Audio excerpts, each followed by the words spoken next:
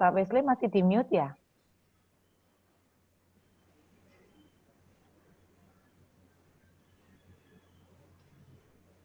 Ya, biasanya silahkan, Bu. Iya. Mewakili Pak Wesley dan Bu Wesley. Serius? I, Kan, iya, Pak Wesley. Siap, Bu. Oh, oke. Saya lihat Bapak komat kami, tapi nggak dengar suaranya. Iya, silakan Bu Ruth. Oke. Wah, Selamat malam semuanya. Shalom. belum. Malam ini saya percaya ya, hadirat Tuhan ada di tengah-tengah kita. Amin, saudara. Ya, walaupun kita berjauhan, walaupun kita hanya lewat di udara, tapi tetap percaya roh Tuhan hadir di tengah-tengah kita semuanya. Amin. Ada satu pesan Tuhan yang saya mau sampaikan pada Bapak Ibu Saudara malam hari ini. Biasanya untuk menjelang ke tahun yang akan datang, rata-rata kebanyakan saya tuh mendapatkan message Tuhan sekitar bulan Oktober, November. Tapi pagi-pagi tadi, saya tuh nggak bisa tidur. Saya dibangunkan Tuhan untuk berdoa. Dan ada satu pesan yang Tuhan taruh untuk tahun ke depan, saudara. Wow, sudah cepat duluan ini. Masih kurang beberapa bulan lagi, tapi saya mau membocorkan sebagian kecil dari apa yang saya tangkap. Kalau tahun 2019, saya mendapatkan pesan begini, masuk ke Sungai Kerit, masuk ke menyembunyikan diri di daerah Sungai Kerit, sebab akan terjadi kekeringan. Akan terjadi kekeringan. Saya tidak pernah berpikir bahwa hari ini kita akan mengalami coronavirus.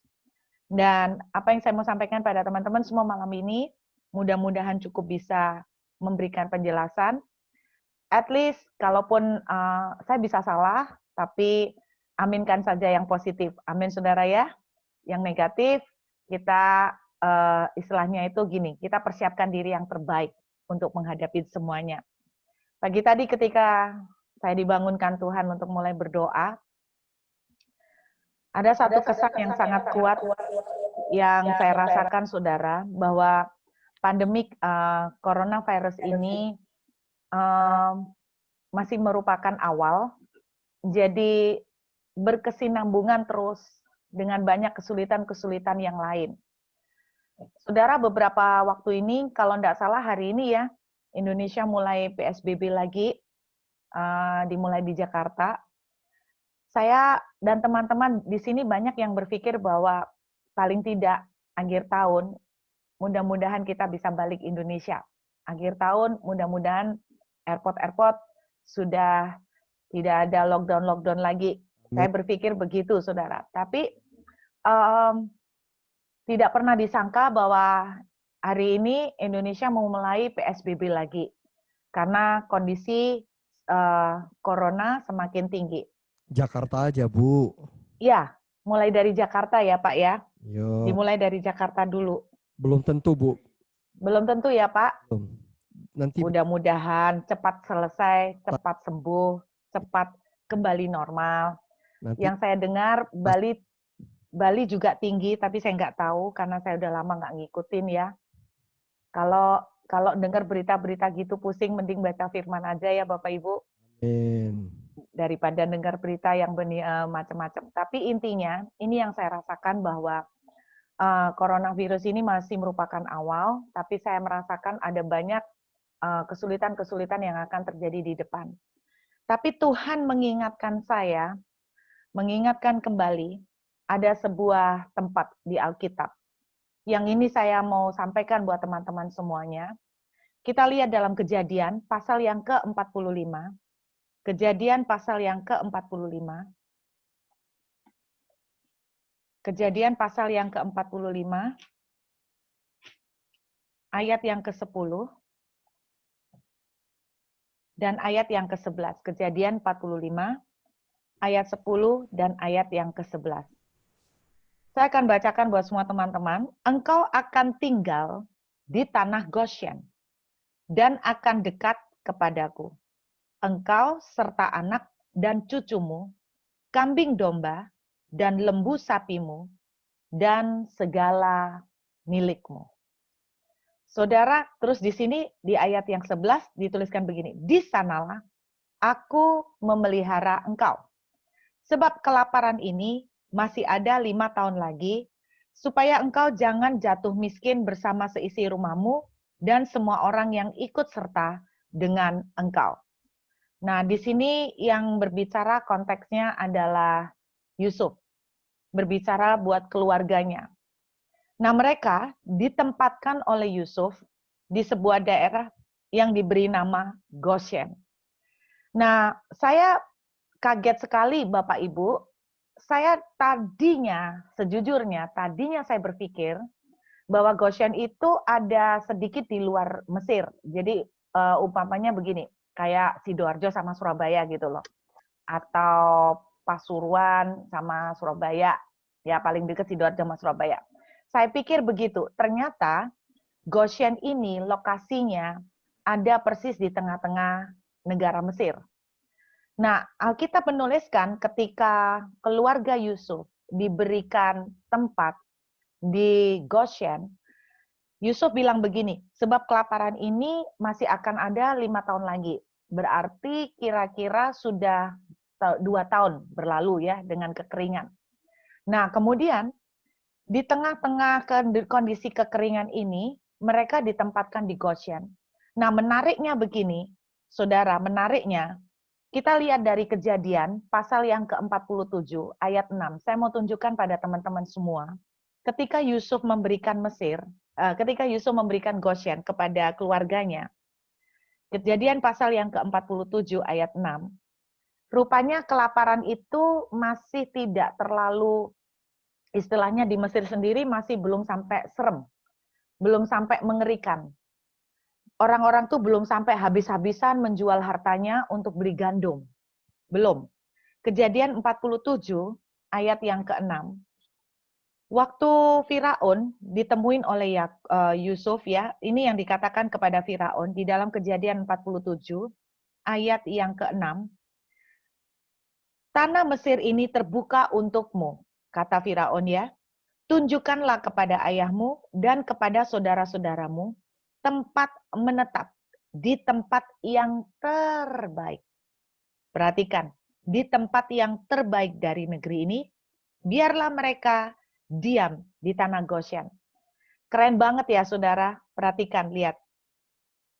Orang Mesir, Firaun sendiri, memberikan kepada keluarga Yusuf tanah yang terbaik dari seluruh Mesir.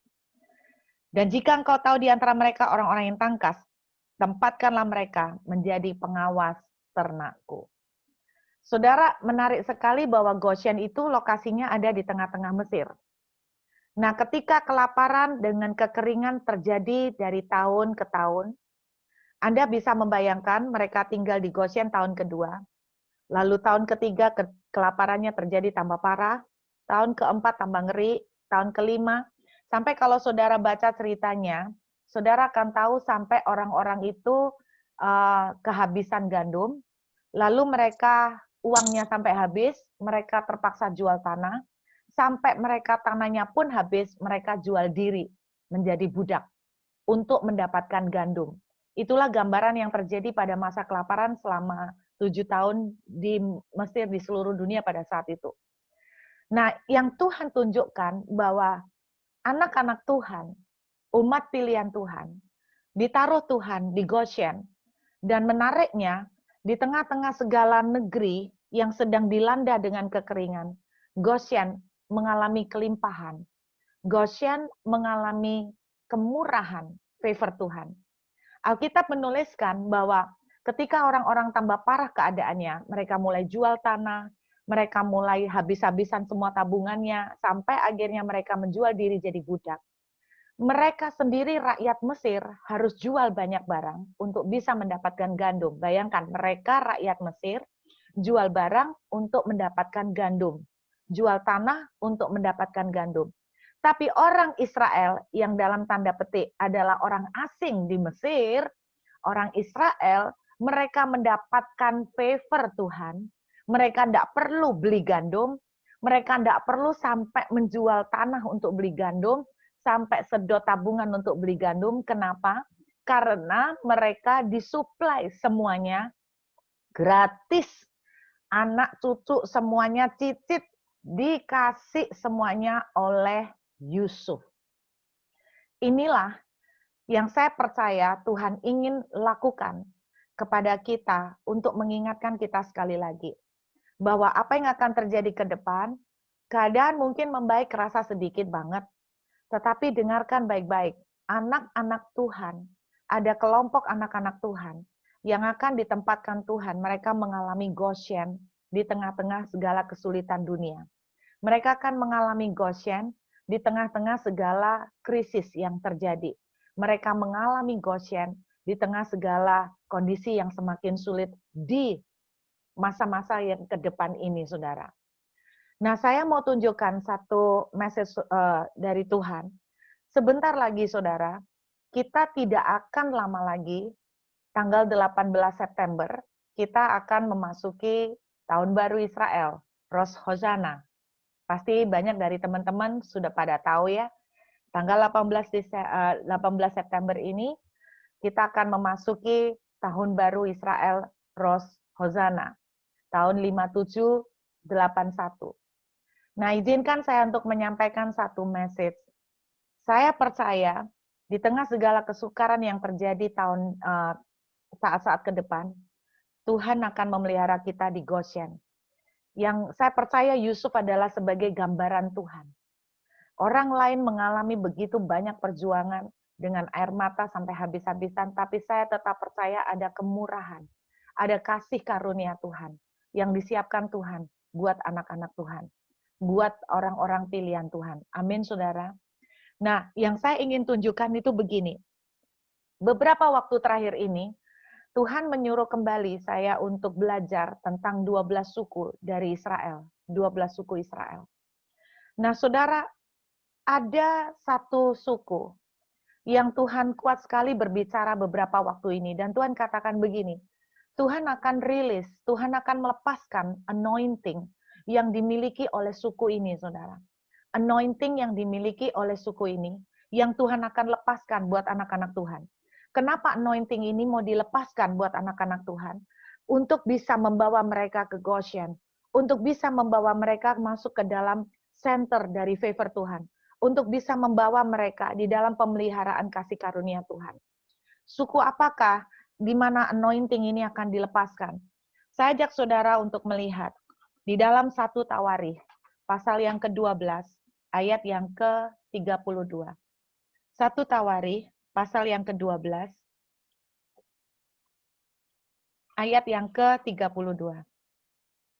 Dari 12 suku ini, ada satu suku ini yang beberapa waktu terakhir ini Tuhan berbicara kuat sekali, saudara. 1 Tawarikh 12 ayat 32. Dari Bani Isakar, orang-orang yang mempunyai pengertian tentang saat-saat yang baik, sehingga mereka mengetahui apa yang harus diperbuat oleh orang Israel, 200 orang kepala dengan segala saudara sesukunya yang dibawa perintah mereka. Beberapa waktu terakhir ini Tuhan berbicara, I will release the anointing of Isakar. Aku akan melepaskan pengurapan Isakar. Pengurapan Isakar itu pengurapan apa? 1 Tawarikh 12 ayat 32 menuliskan bahwa mereka adalah sebuah suku di mana orang-orangnya memiliki sebuah kemampuan yang khusus, yaitu mengerti waktu saat yang baik, mengerti tentang kehendak Tuhan, mengerti apa yang Tuhan mau, mengerti kapan bergerak, mengerti kapan harus istirahat, mengerti kapan menyerang, mengerti kapan harus diam, kapan harus invest, kapan harus menahan invest, kapan harus menjual emas, kapan harus membeli emas, kapan harus ikut bergabung dalam sebuah saham, kapan tidak perlu ikut, dan kapan memulai bergerak dalam sebuah usaha yang baru, kapan perlu menahan, dan sebagainya, saudara. Jadi kemampuan Isakar ini adalah kemampuan seperti itu. Keren banget ya, saudara. Ini sebuah kemampuan yang benar-benar luar biasa. Dari 12 suku Israel, saudara, ada 2 suku yang paling kaya. Dan ada satu suku yang paling tidak punya apa-apa. Saudara pasti tahu, suku yang paling tidak mempunyai apa-apa adalah suku Lewi. Mereka adalah suku yang tidak memiliki bagian warisan. Karena kata Tuhan, akulah warisan mereka. Jadi itu imam-imam Lewi, itu mereka tidak punya warisan. Tapi ada 2 suku yang paling kaya, yaitu suku Isakar dan suku Sebulon.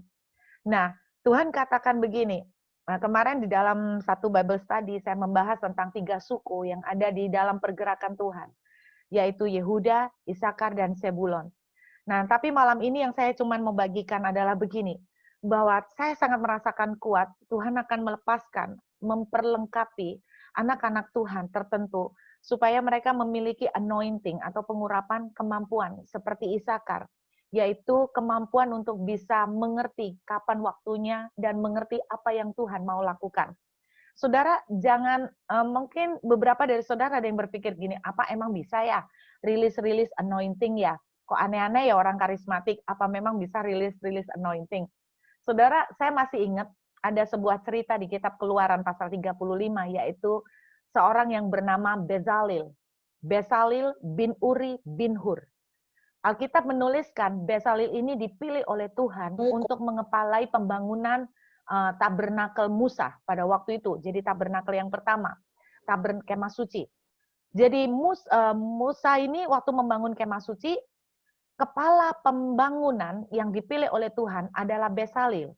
Di dalam kitab Keluaran pasal 35 diceritakan begini, bahwa Tuhan menurunkan urapan kepada Bezalel, sehingga apa yang dikerjakan oleh Bezalel dengan tangannya semua jadi bagus sekali. Sampai Alkitab itu menceritakan orang ini memiliki kemampuan luar biasa untuk mengerjakan apapun dengan tangannya. Mulai dari tukang menukang, mulai dari pandai besi, carpenter, tukang kayu dia bisa, kemudian tukang besi dia bisa, desain permata dia bisa, desain pakaian dia bisa, menjahit dia bisa, bahkan saya sangat terkagum, orang ini juga diperlengkapi Tuhan dengan kemampuan untuk meramu minyak yang dipakai untuk keperluan kemah suci, saudara. Itu Bezalel. Jadi ketika Allah menurunkan sebuah kemampuan kepada anaknya, saya sangat percaya tidak ada yang mustahil bagi Tuhan. Nah, di saat-saat ke depan, inilah anointing atau kemampuan yang Allah akan percayakan kepada saudara dan saya, yaitu kemampuan untuk bisa membedakan waktu. Ini bicara bahasanya itu the discerning anointing, kemampuan atau pengurapan untuk membedakan. Nah, suku Isakar ini karena kelebihannya, saudara ya, karena kelebihannya, itu sebabnya mungkin karena kelebihannya ini, dia akhirnya menjadi orang yang sangat diberkati, suku yang menjadi diberkati Tuhan luar biasa. Nah, salah satu prestasi dari suku Isakar antara lain ini, saudara. Pada zaman dulu, wanita itu tidak boleh menjadi pemimpin. Tidak bisa menjadi pemimpin. Itu pamali, itu tabu sekali, sangat dilarang. Tetapi suku satu-satunya yang pertama kali mempromosikan seorang pemimpin perempuan, seorang pemimpin wanita, seorang hakim wanita pertama, yaitu yang namanya Deborah, adalah suku Isakar. Kenapa mereka bisa support Deborah? Kenapa mereka bisa mendukung Deborah? Karena mereka tahu Tuhan menunjuk Deborah. Jadi kemampuan Isakar ini akan membuat mereka mampu untuk mengerti siapa yang akan jadi pemimpin berikutnya. Siapakah yang dipilih oleh Tuhan? Siapakah yang di-anoint oleh Tuhan untuk menjadi leader? Inilah kemampuan yang luar biasa, saudara. Sepertinya too good ya, terlalu bagus banget untuk dibayangkan ya. Tapi inilah yang Tuhan akan lakukan. Nah, contoh yang lain lagi adalah ketika Tuhan memilih Daud menggantikan kepemimpinan Saul, lalu Tuhan beralih hati kepada Daud. Semua suku rata-rata terpecah menjadi 2, yaitu memilih Saul, yang sebagian memilih Saul, dan sebagian memihak kepada Daud. Hanya satu suku yang dengan unity, dengan sepakat mendukung Daud, yaitu suku Isakar. Kenapa suku ini bisa unity untuk mendukung Daud? Karena suku ini menangkap dari Tuhan bahwa waktunya telah tiba, Saul harus digantikan oleh yang namanya Daud. Jadi inilah kemampuan yang dimiliki oleh suku Bani Isakar, saudara. Dan ini yang Tuhan akan rilis buat saudara dan saya. Nah, yang saya mau tunjukkan kepada saudara satu lagi mengenai suku Isakar ini, sebelum kita lebih jauh mengenai suku Isakar. Tahun Rosh Hoshana, 18 September nanti, yaitu jatuh pada angka 5781. Saudara, saya sih orangnya nyantai ya. Buat saya gini, saya tetap percaya bahwa apapun yang Tuhan mau kerjakan atas Israel yang original ya, apapun yang Tuhan akan kerjakan atas Israel yang sulung, Israel yang sesungguhnya, Saya percaya saudara dan saya sebagai gereja Tuhan juga adalah Israel-Israel secara rohani. Israel-Israel secara roh. Dan saya percaya apa yang Tuhan akan lakukan atas Israel di tahun-tahun ke depan, Tuhan juga akan lakukan atas saudara dan saya sebagai gereja Tuhan. Nah, tahun 81, 5781, tahun 81. Nah, 80 ini berbicara tentang P. 80 itu dalam bahasa mereka adalah P. Saudara, P itu artinya mulut. Mulut. Itu angka 80 artinya P, mulut. Sedangkan angka 1 itu angkanya Tuhan, saudara. Alep. Alep ini artinya Tuhan. Nah, ada berbagai banyak penafsiran tentang tahun 5781. Sebentar lagi tanggal 18. Apa yang saya tangkap adalah begini, tahun 81 ini nanti akan menjadi tahun, bahasa sederhana saya adalah mulutnya Tuhan. Maksudnya mulutnya Tuhan itu gimana, Bu? Saya mau ajak saudara untuk melihat kitab Keluaran. Lagi-lagi kitab Keluaran. Kita lihat pada Keluaran awal-awal ya, saudara. Keluaran pasal yang ke-4. Oke. Saya ajak saudara melihat dari ayat yang ke-10. Keluaran pasal 4, ayat yang ke-10 sampai dengan ayat yang ke-15.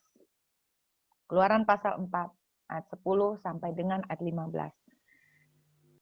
Kata P itu muncul di ayat ini juga.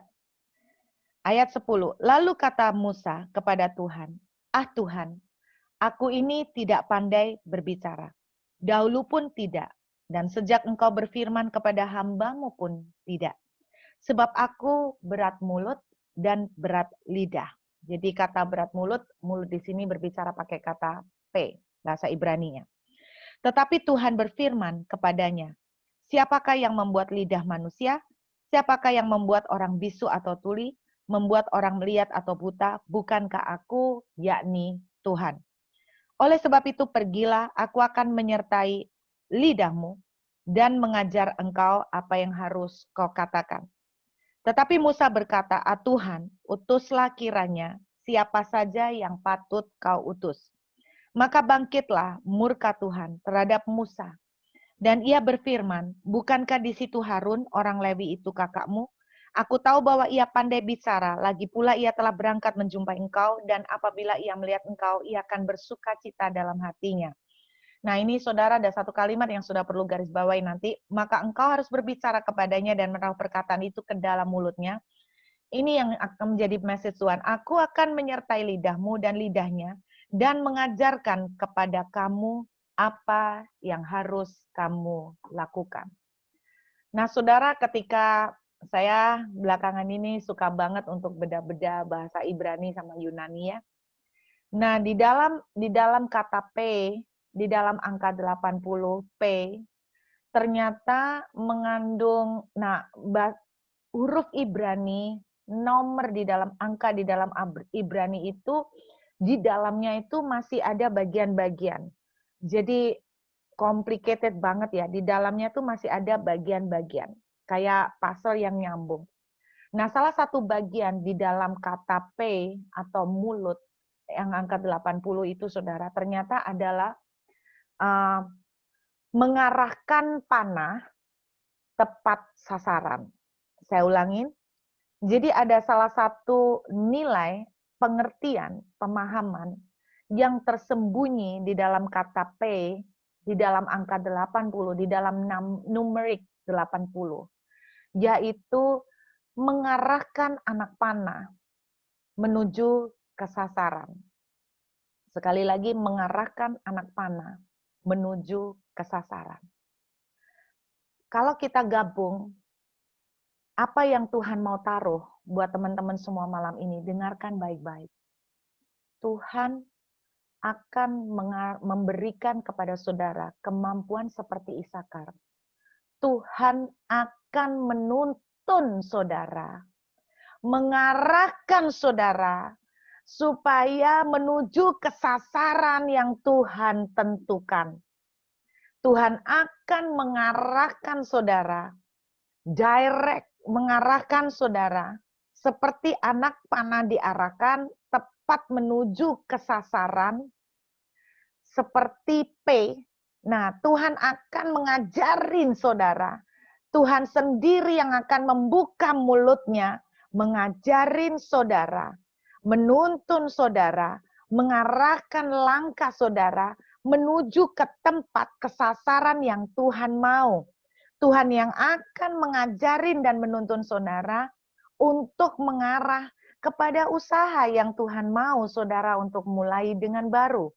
Tuhan akan mengarahkan kepada saudara untuk menuju kepada strategi-strategi tertentu yang Tuhan tetapkan untuk saudara lakukan. Tuhan akan direct saudara. Inilah kemampuan Isakar. Nah, saya mendapatkan tentang Isakar itu beberapa minggu lalu.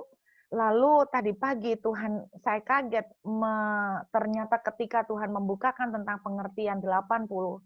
Ternyata kata P80, Tuhan direct your path, Tuhan direct your step, Tuhan direct your feet. Saudara enggak ngerti, Tuhan akan direct, Tuhan akan teach you. Enggak tahu gimana. Saudara kalau kemampuan itu turun, saudara enggak bisa bilang begini, aku udah puasa makanya dapat kemampuan ini. Anda enggak akan pernah tahu karena itu merupakan kemurahan Tuhan. Anugerah Tuhan yang akan Tuhan lepaskan. Yaitu kemampuan Isakar. Tuhan akan mendirect, mengajarin saudara kemana harus melangkah, belok kiri atau belok kanan, harus duduk atau berdiri, harus menyerang atau diam, harus memulai sebuah bisnis yang baru atau harus menahan, harus melakukan strategi apa, Tuhan akan mengarahkan saudara. Allah sendiri tahun 5781, Allah sendiri yang akan direct saudara. Seperti Musa berkata, Tuhan, jangan suruh kami pergi dari sini kalau Tuhan tidak membimbing kami. Aku nggak ingin malaikatmu Tuhan, tapi Tuhan, aku mau Tuhan sendiri yang menjadi pemimpin. Ini yang Tuhan katakan, kemampuan Isakar akan Tuhan berikan. Nah pertanyaannya begini, bagaimana Bu Ruth saya mendapatkan kemampuan Isakar? Nah sebelum saya berbicara tentang bagaimana mendapatkan kemampuan Isakar, saya mau tunjukkan lagi blessing yang lain dari Isakar. Kita lihat Ulangan pasal yang ke-33, saudara. Ulangan pasal yang ke-33. Waktu Musa mau mati, Musa mendoakan suku-suku. Ayat 18 adalah ayat 18 dan 19 adalah doanya Musa untuk suku Isakar dan Sebulon. Nah, saya kemarin sempat menerangkan di sebuah persekutuan. Saudara, suku Sebulon ini adalah kalau sekarang itu mereka adalah businessman yang berhubungan dengan marine atau kelautan. Jadi usahanya itu yang berhubungan dengan laut, entah itu ekspedisi kapal, ekspor impor ikan dan sebagainya. Itu Sebulon. Dan Sebulon ini kayanya luar biasa, dan Sebulon ini adalah lucunya begini, ketika saya membaca cerita tentang Sebulon, Sebulon ini suka sekali tinggal dekat dengan Isakar. Saudara dengar ya, kalau saudara dan saya mempunyai kemampuan ini, siapa yang nggak mau dekat sama kemampuan Isakar, saudara ya? Kita lihat ya, tentang Sebulon ia berkata, bersukacitalah hai Sebulon atas perjalanan-perjalananmu, dan engkau pun hai Isakar atas kemah-kemahmu. Ayat 19, bangsa-bangsa akan dipanggil, mereka datang ke gunung, di sanalah mereka akan mempersembahkan korban sembelihan yang benar, sebab mereka akan mengisap kelimpahan laut dan harta terpendam di dalam pasir. Saudara, ini blessing-nya suku Isakar. Kalau tadi anointing-nya atau kemampuan suku Isakar, yaitu kemampuan untuk discerning. Nah, ini blessing-nya. Mereka akan mengisap kelimpahan laut dan harta yang terpendam di dalam pasir. Nah, saudara, saya lagi mempelajari ini. Ada satu teman yang pernah cerita bahwa dia dikasih warisan sama papanya. Sebelum papanya meninggal, papanya kasih tahu persis di mana lokasi warisan itu ditanam. Jadi rupanya papanya ini mungkin ya orang-orang zaman lama itu, zaman kuno kan mereka apa ya, suka memendam harta karun gitu ya. Entah itu di bawah keramik. Tapi papanya ini unik, dia tidak memendam warisan tuh di bawah keramik, Saudara. Dia memendam warisan itu di sungai di belakang rumah. Jadi mereka tinggal di kampung ya, di sungai di belakang rumah, dan papanya sudah kasih tunjuk detail sekali tentang lokasinya. Dan ternyata ketika digali, tidak ditemukan sama sekali harta warisan seperti yang diinstruksikan oleh papanya.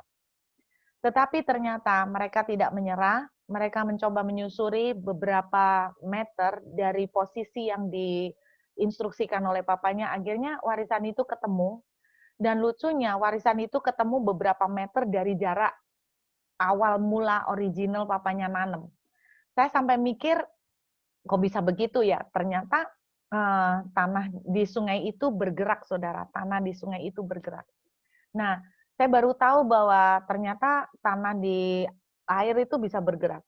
Nah, saya menangkap begini, ketika harta terpendam di pasir, dengarkan Saudara, harta yang dipendam, dikubur di sungai, itu katanya bergerak. Ternyata di pasir itu juga lebih bergerak, Saudara. Kenapa? Karena di padang gurun itu kena angin dan sebagainya, terus kemudian kena badai pasir, itu kan sering terjadi banget di padang pasir. Nah, itu tempat poin di mana kita nanam harta terpendam itu bisa bergeser. Karena itu, dengan kata lain, untuk menemukan harta terpendam, harta karun terpendam itu aja sudah susah.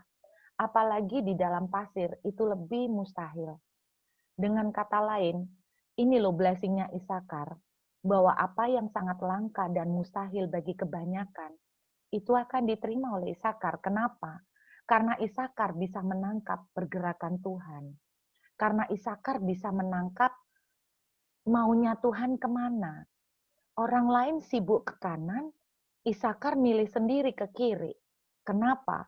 Karena dia follow the direction and instruction from God. Dia mengikuti instruksi petunjuk Tuhan. Nah, saya mengencourage semua teman-teman. Isakar ini akan menerima blessing-blessing yang amazing, yang kalau saya ilustrasikan itu seperti ini. Tuhan untuk memberikan air kepada saudara, Tuhan tidak harus melalui hujan. Amin. Untuk mengirimkan air kepada saudara di masa kekeringan, Tuhan tidak harus hanya lewat hujan. Nah, banyak dari kita berpikir begini, kalau mau dapat air, ya lewat hujan atau sungai. Tuhan seringkali mampu melakukan, memberikan air tanpa melalui hujan dan tanpa melalui sungai.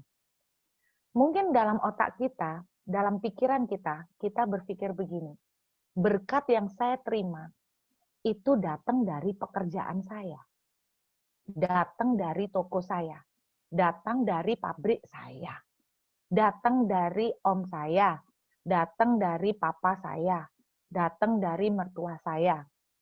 Tetapi dengarkan, waktunya akan tiba, semua yang engkau andalkan ini akan bergeser. Namun apa yang akan terjadi? Tuhan akan kirimkan harta terpendam dari dalam pasir, bukan melewati toko saudara, bukan melewati pekerjaan saudara, bukan melewati om tante, papa mama mertua, bukan melewati keluarga saudara, bahkan bisa melalui cara-cara yang tidak pernah terbersit sekalipun di dalam pikiran kita. Tuhan yang membawakan harta terpendam ini kepada saudara, bukan saudara yang gali. Kenapa? Karena ketika saudara menggali, saudara akan kesulitan untuk menemukan karena lokasinya selalu berpindah-pindah. Itu ilustrasinya, gambaran arti figuratifnya. Jadi dengan kata lain, blessing dari Isakar akan menerima berkat-berkat yang unusual melalui jalur-jalur yang tidak lumrah. Jalur-jalur yang tidak lumrah. Tuhan bisa mengirimkan keturunan, bahkan kepada orang yang sudah menopause. Nah, itu nggak lumrah kan? Tuhan tidak memerlukan sumber kesembuhan untuk mendatangkan kesembuhan. Tuhan tidak bisa dibatasin dengan source atau sumber tertentu. Kalau sumber saudara selama ini pekerjaan saudara, Tuhan tidak terbatas oleh sumber itu saudara untuk mengirimkan blessing. Itu blessing yang tidak wajar, tidak lumrah yang Tuhan akan kirimkan sebagai reward. Nah, kebetulan arti Isakar itu artinya reward, saudara. Hadiah. Ini yang Tuhan akan berikan. Nah, tapi berkat ini akan terjadi ketika kita itu belajar mengikuti pimpinan Tuhan. Mengikuti the voice of God. Suara P dari Aleph. P dari Tuhan. Ini akan terjadi when we follow P dari Aleph, suara dari Tuhan, kita akan menerima blessing Isakar ini, saudara. Makanya saya mau ngomong sama saudara, keadaan ke depan akan enggak lebih gampang. Akan banyak hal yang serba tidak bisa diprediksi. Yang tadi sudah bisa memprediksi, oh bisnis akan bakal begini, sudah enggak bisa diprediksi lagi. Satu-satunya yang Tuhan mau, kita ngandalkan jalan sama Tuhan. Follow the lead from God. Amin. Nah, bagaimana caranya kita bisa mengikuti, maksudnya kita bisa mendapatkan pimpinan P dari Aleph. Kita lihat Ulangan 33 ayat 19, kalimat yang A. 33 ayat 19a, bangsa-bangsa akan dipanggil mereka datang ke gunung. Jadi Alkitab menuliskan Isakar ini memanggil bangsa-bangsa naik ke gunung. Di sanalah mereka akan mempersembahkan korban sembelihan yang benar, sebab mereka akan mengisap kelimpahan laut dan harta terpendam. Saudara mau menerima kelimpahan dan harta terpendam? Syaratnya, naiklah ke gunung. Naiklah ke gunung. Itu yang pertama, naiklah ke gunung. Dan yang kedua, buatlah persembahan yang benar. Naiklah ke gunung, buatlah persembahan yang benar. Saudara, gunung bicara tentang apa? Tidak bisa disangkal ya. Ada banyak sekali ayat, marilah naik ke gunung Tuhan. Betapa sukacitanya naik ke gunung Tuhan. Gunung berbicara tentang worship. Gunung berbicara tentang hubungan pribadi dengan Tuhan. Gunung berbicara tentang keintiman dengan Tuhan. Saudara, ini waktunya lebih lagi saya ingatkan, tidak bosan-bosannya. Berkali-kali saya ingatkan. Inilah waktunya hineni dengan Tuhan. Inilah waktunya hineni, all out, gila-gilaan dengan Tuhan. Ini waktunya biar Tuhan yang menjadi prioritas pertama. Bangun buka mata, biar Tuhan yang menjadi prioritas utama, saudara. Ini waktunya gila-gilaan gempur dalam hadirat Tuhan. Gempur baca Alkitab, gempur nyembah, gempur tambahkan jam doa, jam puasa, saudara. Udah, nggak usah mikir takut kurus, nggak usah mikir takut jelek.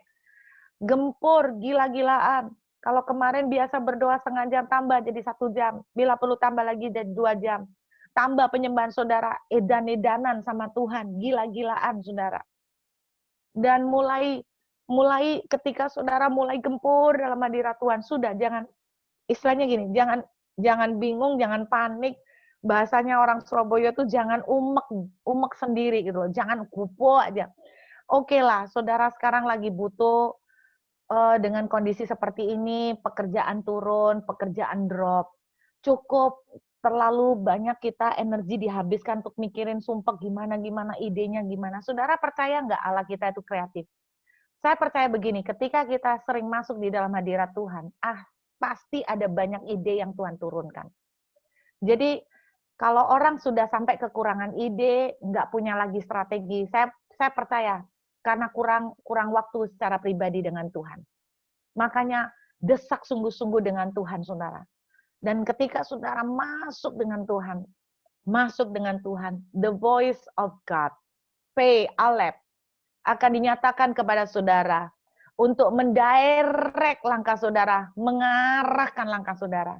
Dan ketika saudara langkahnya diarahkan, saya melihat akan terjadi blessing-blessing, maka engkau akan mengisap kelimpahan laut dan harta yang terpendam. Inilah yang Tuhan pesankan, saudara. Tinggal 4 hari lagi, kita akan memasuki Rosh Hoshana. Bu, kan kita enggak urusan sama orang Israel, itu perayaan-perayaannya mereka. Oh iya, tapi secara pribadi saya sih percaya ya, apapun yang pergerakan yang Tuhan akan lakukan dengan mereka, Tuhan akan lakukan dengan Israel yang ini, Israel rohani yang ini. Amin, saudara. Karena itu saya mengencourage teman-teman, ayo naik ke gunung, saudara. Tuhan akan rilis. Mungkin saudara bilang, Bu, saya enggak bisa mendengar suara Tuhan. Tapi kalau saudara banyak waktu spend time di gunung, saya enggak percaya kalau Tuhan enggak akan direct langkah saudara. Sebodoh-bodohnya kita enggak mampu mendengar suara Tuhan. Saudara, ketika kita suka nyembah, ketika kita suka tinggal di dalam hadiratnya, Dia akan memberikan kemampuan itu. Dia akan direct kita. Dan ketika Dia sudah direct kita taat, saudara, kita akan melihat blessing yang luar biasa. Dan hal kedua yang cuma Tuhan ingatkan, please, persembahkan korban yang benar. Saudara datang ibadah menyembah Tuhan. Bukan supaya saudara diberkati. Bukan saudara supaya kaya. No. Saudara menghadapi Tuhan. Saudara menghampiri Tuhan. Cuman dengan satu kerinduan. Saudara ingin menyenangkan Tuhan. Dan ketika Tuhan direct saudara, nak, kamu lagi emosi. Nak, kamu lagi menyimpan kepahitan. Selesaikan, nak. Nurutlah, saudara. Selesaikan. Itu akan menjadi korban yang benar. Korban yang benar itu apa? Seperti yang Tuhan mau. Seperti yang Tuhan mau. Apapun yang Tuhan mau, itu yang aku mau. Kalau Tuhan mau aku datengin orang yang menjengkelkan, itu yang aku mau. Aku juga mau. Tuhan mau, aku mau. Saudara dan saya sinkron dengan the voice of God. Sinkron dengan P, Alep. Alep berbicara, Tuhan berbicara, nak, lepaskan pengampunan. And you follow the direction. Itu sudah menjadi korban persembahan yang benar. Kelimpahan laut, harta terpendam, akan kau terima. Amin, saudara. Karena itu, saya cuma ingin mengingatkan, saya tetap percaya di tengah keadaan yang serba tidak bisa dipastikan. Sampai kapan kondisi ini? Dolar naik terus, sampai kapan kondisi ini akan selesai, saya nggak tahu. Tapi yang saya tahu, kita nggak usah pusing dengan itu. Kita naik ke gunung, kita menikmati Tuhan. Kita berkasih-kasihan dengan Tuhan. Kita bermesraan dengan Tuhan. Kita menikmati Tuhan. Dan ketika Alep membuka P-nya, mulai berbicara seperti kepada Musa. Tuhan berbicara kepada Musa. Ini yang dilakukan Musa sampai bikin Tuhan marah. Tuhan, aku nggak bisa. Berkali-kali coba saudara lihat. Tuhan, nanti kalau ketemu Firaun aku mesti ngomong apa? Apa tandanya? Itu apa yang ada di tanganmu? Tongkat, lemparkan. Jadi ular. Terus nanti kalau dia masih nggak mau gimana Tuhan? Pergilah Musa, aku akan menyertai kamu. Nanti kalau Firaunnya masih nggak mau gimana Tuhan? Terus menerus debat dengan Tuhan. Terus menerus bargain dengan Tuhan. Saudara, naik ke gunung, tangkap the voice of God. Karena apa yang keluar dari mulut Tuhan, itu tidak akan pernah gagal. Tahun ini, habis ini saudara, tahun depan, 2021, satu sisi keadaan akan tidak gampang. Tapi satu sisi yang lain, bagi anak-anak Tuhan tertentu, yang bisa menangkap pergerakan Tuhan, mereka akan mengalami Goshen, mereka akan mengalami penyempurnaan, completion, penggenapan dari semua penantian, penggenapan dari apa? The voice of God yang sudah lama saudara tunggu. In the wilderness, artinya justru mujizat Tuhan penggenapan akan terjadi di titik yang paling bawah, paling tidak mungkin. Itu yang Tuhan akan lakukan. Karena Tuhan senang membawa harta terpendam di dalam pasir. Yang tidak lumrah, yang tidak wajar, yang keluar dari source normal dan source alaminya. Karena Tuhan mau menunjukkan tahun 2021 akan menjadi tahun di mana saudara dan saya akan bilang begini. Wow, itu yang akan terjadi. Tuhan akan membuat kita berdecak kagum. Kenapa? Karena kita melihat di tengah segala ketidakmungkinan. Namun Tuhan memberkati, melimpahi, membuat keajaiban yang sangat tidak lumrah. Yang luar biasa buat saudara dan saya. Amin. Saya berdoa kita bisa menangkap ini, tangkap, dan naik ke gunung. Naik ke gunung. Biar kemampuan untuk berjalan menurut pimpinan Tuhan itu akan diberikan kepada saudara dan saya. Saya tetap percaya apa yang Tuhan janjikan, Taman Eden akan terjadi. Namun, saya cuma mau bilang kepada saudara, masuk sungguh-sungguh, naik ke gunung Tuhan. Naik ke gunung Tuhan. Dan engkau akan melihat kelimpahan dari seberang laut, kelimpahan di laut, dari pasir akan Tuhan bongkar. Tuhan bawa kepada saudara as your reward. Amin. Yuk kita berdoa. Yuk kita sama-sama berdoa, teman-teman. Saya boleh meminta Lukas untuk menaikkan pujian yang terakhir tadi, Lukas. Ayo lagu terakhir, Lukas. Kok tahu Lukas ya? Yang lagu. Kenapa, Pak? Tadi kok kelihatan Lukas ya, Bu? Lihat Lukas. Makan kacang ya, Bu, tadi? Enggak. Saya enggak lihat makan kacangnya. Saya lihat Lukasnya. Lagu terakhir tadi. Rohmu yang hidup. Yes. Biar ini akan menjadi doa kita semua malam hari ini. Amin, saudara.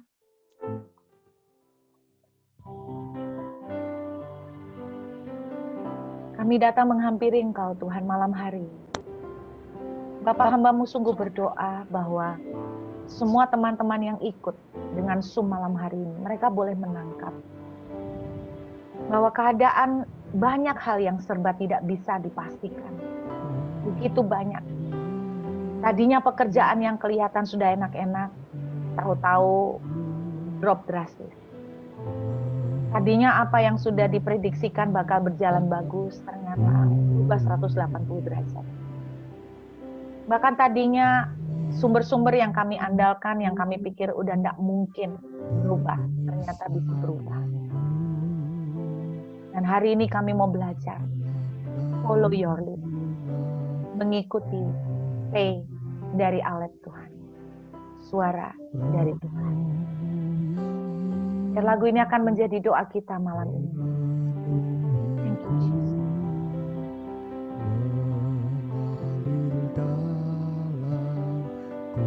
Amin, amin. Mari katakan dengan iman.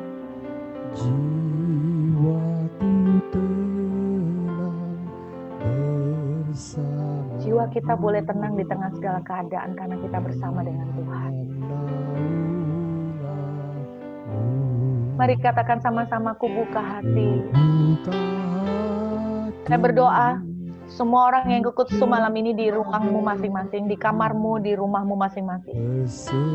Roh Tuhan tidak dibatasi oleh tempat dan jarak. Biar ini akan terjadi buat kita malam ini. Ambil alih seluruh hidupku, Tuhan.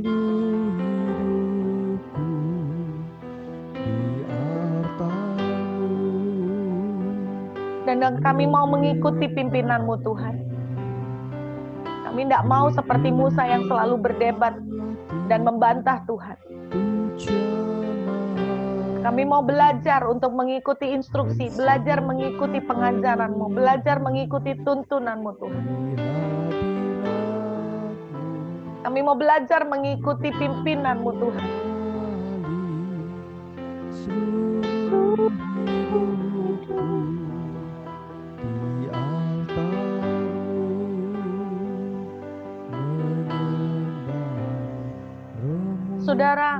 Tuhan ingatkan kembali malam hari ini, bukankah orang Israel dibawa ke Goshen oleh Yusuf? Amin. Mereka nggak bisa ke Goshen sendiri. Yusuf yang lead mereka ke Goshen. Tuhan yang akan bawa saudara ke Goshen. Tanah di tengah-tengah segala kekeringan. Tanah di tengah segala krisis. Namun engkau mengalami pemeliharaan dari penyelamatmu.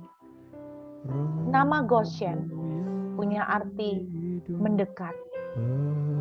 Yusuf berkata, aku akan menaruh engkau di Goshen supaya engkau dekat kepadaku. Dekatlah, mendekat. Tuhan akan lead saudara ke Goshen. Tuhan akan memberikan instruksi. Tuhan akan memberikan pengajaran. Taati, lakukan. Itu akan menjadi persembahan yang benar. Katakan dengan iman. Buka hati Tuhan. Ini doa kami malam ini. Di hadirat-Mu kami berdoa.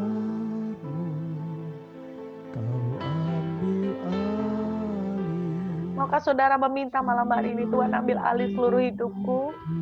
Tolong, aku tidak mampu. Aku tidak tahu jalan kemana aku harus melangkah. Aku tidak tahu harus terus atau duduk atau berdiri atau ke kanan atau ke kiri. Aku tidak mengerti. Seperti domba aku bodoh dan keluh di hadapan-Mu. Seperti domba aku bodoh dan keluh, namun aku mendekat ke kaki-Mu ya Tuhan. Aku mendekat di hadirat-Mu. Teach me. Teach me. Teach me, Lord. And guide me. Lead me. Pimpin aku, Tuhan. Tuntun aku, Tuhan. Karena aku bodoh. Karena aku tidak mampu. Tuntun aku, Tuhan. Apa yang harus aku lakukan? Apa yang Kau mau untuk kulakukan? Maka aku mau taat, Tuhan. Aku mau berjalan bersama dengan Engkau. Karena aku tahu, aku tidak mampu apa-apa. Aku memerlukan Engkau, Tuhan.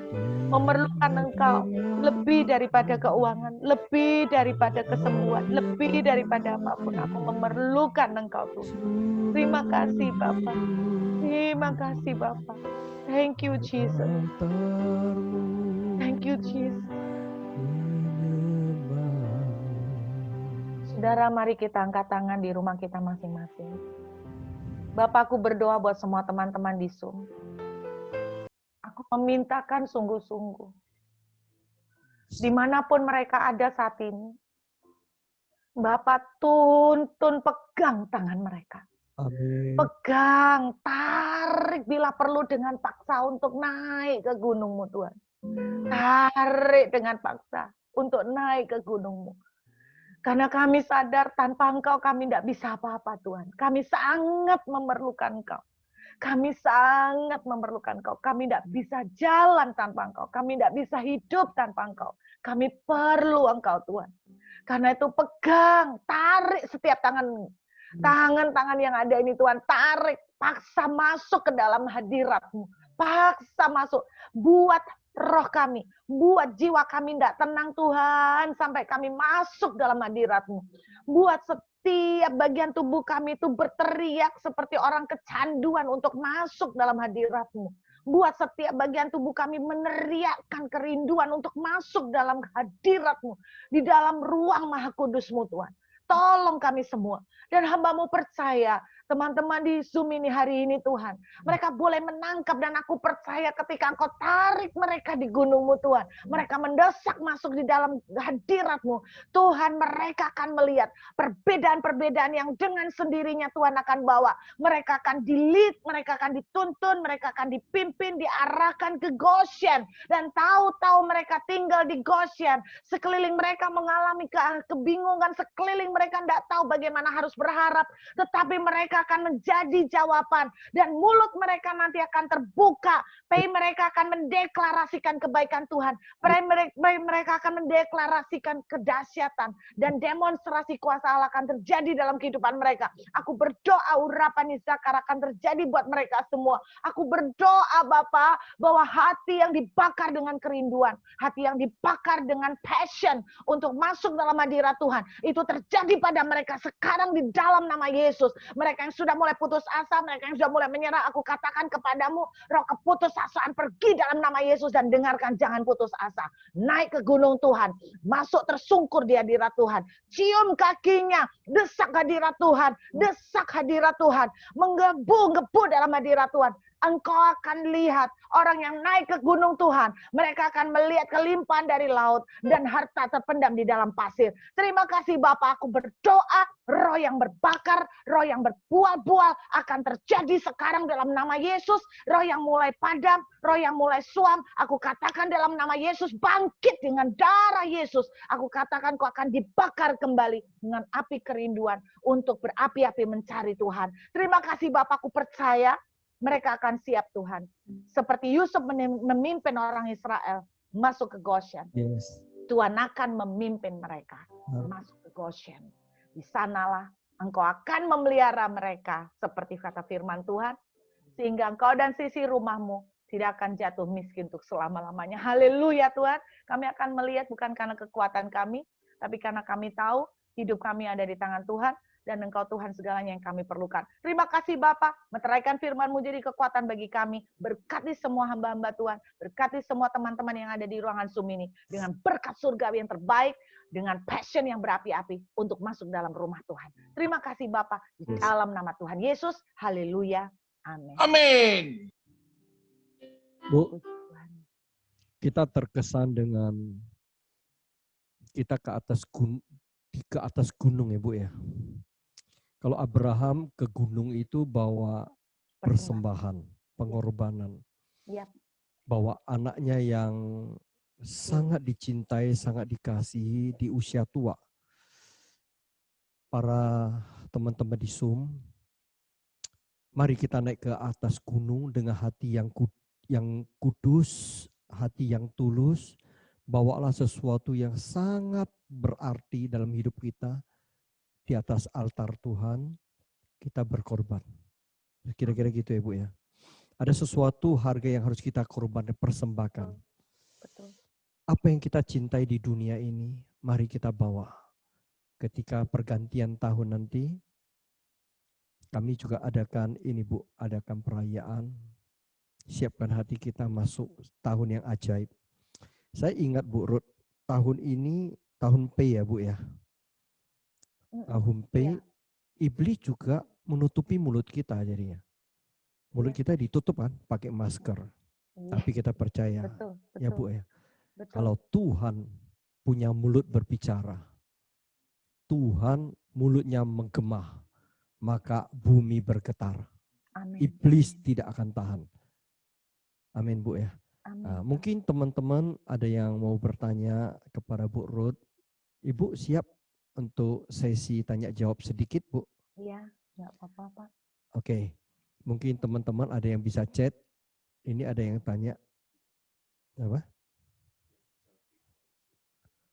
Oh ya, tadi ada yang nanya Bu Ruth, apa artinya hineni? Berarti yang nanya itu bukan anggota Batra. Belum ngerti. Ibu sampaikan hineni apa artinya? Boleh Ibu cerita sedikit? Saya ada japri dia, saya katakan hineni itu sikap seorang budak kepada tuannya. Dalamnya ada ketaatan, ada penyerahan diri, ikut aja taat itu hineni. Ya, jadi mungkin Ibu bisa menjelaskan sedikit Bu. Namanya juga Bu, yang nanya itu Ibu Ruth dari Jakarta. Jadi sama-sama Ruth. Iya. Silakan Bu. Jadi gini ya, Ibu Ruth, nama saya sendiri. Mungkin gambaran simpelnya aja ya, biar nggak bingung, nggak pakai teologi ya gimana. Zaman dulu tuh kan banyak ya, zaman budak gitu ya, budak. Kayak Yusuf kan dijual jadi budak, gitu kan. Nah, budak itu nilainya seperti barang. Nah, pasti hampir 100% budak itu nggak ikhlas sebetulnya jadi budak. Nggak ada orang yang mau jadi budak. Kita sudah pernah lihat nonton film yang menceritakan pemberontakan budak, karena mereka nggak mau. Karena budak itu diperlakukan seperti barang, seperti nggak dihargain. Budak benar-benar diperlakukan seperti properti. Nah, itu nilai seorang budak. Nah, hineni adalah begini, Bu. Mungkin saya ilustrasikan gini. Ketika seorang budak begitu mengasihi tuannya, Yes. dia itu dengan rela hati jadi budak. Sampai sekarang kalau mungkin ada bahasanya orang sekarang bucin ya Pak, budak cinta. Jadi orang itu rela banget jadi budak tanpa paksaan. Dia rela kok dianggap properti, dia rela nggak punya nilai, dia rela nggak punya harga, karena dia cinta banget sama Tuhan. Itulah hineni, Bu. Jadi hineni itu adalah cinta dan yang membuat seorang budak rela, ikhlas, dia apa-apain aja. Diinjek-injek sekalipun rela karena mencintai tuannya. Itu hineni. Jadi hineni adalah sikap rela karena cinta. Rela jadi budak karena cinta. Budak cinta ya. Tetapi itu artinya ke Tuhan ya Ibu. Begitu cinta dengan Tuhan, rela Tuhan, aku mau injek-injek, oke, maumu Tuhan, maumu. Terserah, because I love you. Kau suruh aku kehilangan harga diri untuk minta maaf. Kalau itu maumu, aku akan mau. Aku nurut. Itu hineni, Bu. Mungkin simpel ya Pak Wilky ya. Betul, ya, Cukup ya. tepat sekali Bu. Jadi ada lagi teman-teman, ada yang mau buka speaker juga boleh. Sementara mau nanya, kita masih ada 1-2 menit. Ibu kalau di Australia merayakan pergantian tahun Pei Alip nggak Bu di gereja sana? Enggak Pak, enggak ada. Karena mereka tidak paham, tidak mengerti. Iya, saya pikir gitu. Tidak semua orang ya mau mengikuti untuk yang model beginian. Ya, Model gimana Bu? model ngeroh gini Pak. Injak bumi. Model ngeroh. Selalu yang menjadi bantahan mereka adalah gini. Itu kan rayanya orang Israel. Kita kan bukan orang Israel. Ngapain kita ikut-ikutan? Pasti selalu begitu sih. Kalau saya sih santai aja ya. Saya sih nggak mau rame. Buat saya, kalau Tuhan memberkati orang Israel, apapun yang Tuhan mau lakukan atas Israel jasmani, Tuhan akan lakukan juga atas Israel rohani. Kalau saya sih simpel gitu. Jadi orang lain percaya nggak percaya kan nggak masalah. Kan seperti firman Tuhan, jadilah sesuai iman masing-masing. Simpel sih Pak. Ini tugas Ibu, ya dong. Ya. Begini begitu itu kepada orang-orang jemaatnya Australia. Tempatnya Ibu, biar mereka paham Bu. Kita ini kan ini Israel rohani ya Bu ya. Iya. Israel rohani. Tapi bertahun-tahun yang lalu, sekitar tahun 300 Masehi Pak. 300 sesudah Masehi itu, jadi 300 setelah Yesus lahir, itu ada sebuah pergerakan di mana mereka tuh menentang segala apapun yang berbau Yahudi. Jadi itu ada juga. Jadi itu kepercayaan-kepercayaan seperti itu juga masih ada sih. Makanya nggak semuanya bisa mengerti Tapi memang kalau kita bergerak ngeroh itu susah ya Pak, karena nggak ada handbooknya ya, nggak ada manualnya ya. Ya. Ya pokoknya ya udahlah, pokoknya saya sih nganggapnya positif. Apa yang positif aminkan saja Bapak Ibu. Dan kalau saya sih Tuhan bisa pakai siapapun dengan cara apapun untuk berbicara. Saya berusaha untuk tidak mengeblok Tuhan dengan melalui tembok-tembok doktrin tertentu. Benar. Saya sih begitu. Sepakat Bu, kita sepakat. Hari-hari ini Amin. itu lagi perdebatan Tritunggal, perdebatkan doktrin-doktrin, ya kan? Ya, betul. Sekarang sebenarnya kita ya ada istilahnya putaran terakhir, yaitu kita di akhir zaman. Ini paling penting buat kita itu sama-sama hamba Tuhan membawa jemaatnya, domba Tuhan itu masuk dalam marikainya Tuhan, keintiman bersama Tuhan. Itu paling penting ya Bu ya. Kalau di Iya, betul Pak. perdebat, Daripada debat firman ya Pak. betul Ibu. Lebih baik itu menyiapkan semua jemaat untuk siap menyambut kedatangan Tuhan. Iya benar. Menjadi mempelai yang siap, yang kudus, dan tidak bercacat celah, dan siap untuk menjadi martir. Sebenarnya saya lihat Bu Ruth ini kalau panggilan, orang bilang panggilan raja, panggilan mempelai, ya betul ya, panggilan pasukan. Saya lihat Ibu Ruth itu panggilannya mempelai. Pak, suaranya kecil, Pak. Telinganya Betul Pak. ini aja, Bu Ruth denger loh. Paksa dengerin Bu Ruth itu, kasihan Pak. Waktunya tidur di Australia. Iya betul Pak Wesley mempelai. Iya, Australia dia jauh bisa dengar suara saya paling di Kapasan ya. Ya, Bu Ruth ini mempelai Bu ya. Iya.